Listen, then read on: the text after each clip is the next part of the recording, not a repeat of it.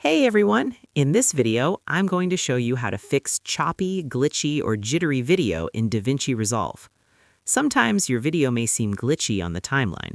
This usually happens when the frame rate of your video and your timeline don't match. Your timeline needs to be set to the base frame rate of the footage you're editing, otherwise your final render can end up looking stuttery or glitchy. That happens because the software has to guess what frames should look like when the timing doesn't match, and that guessing leads to uneven motion. Normally, we directly drag a video onto the timeline without checking its frame rate. To check the frame rate, select the video, then go to the File tab in the Inspector panel. You can see the frame rate of this video is 25. Now let's check the frame rate for the timeline.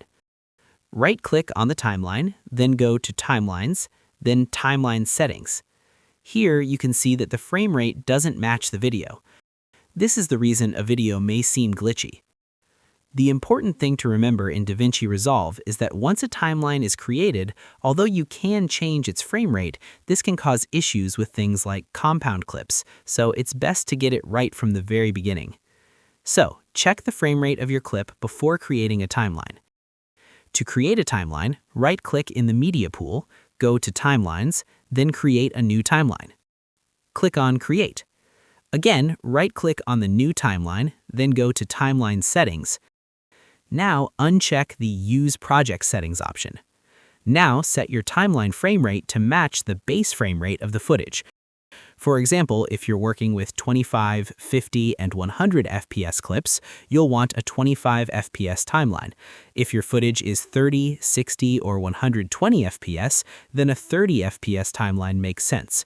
If you're working with 24, 23.976, or 29.97 footage, make sure you set the timeline specifically to those values.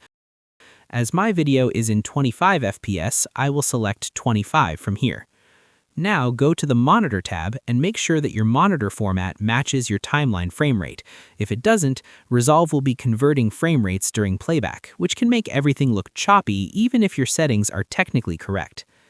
If you're dealing with a project that has a lot of mixed frame rate clips, choose the most common frame rate as your timeline frame rate.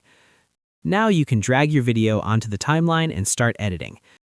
Keep this in mind when adjusting speeds as well. If you slow a clip down by 50%, you're effectively cutting its frame rate in half. For the smoothest playback, try to adjust speeds so the result is a clean multiple of your base timeline frame rate.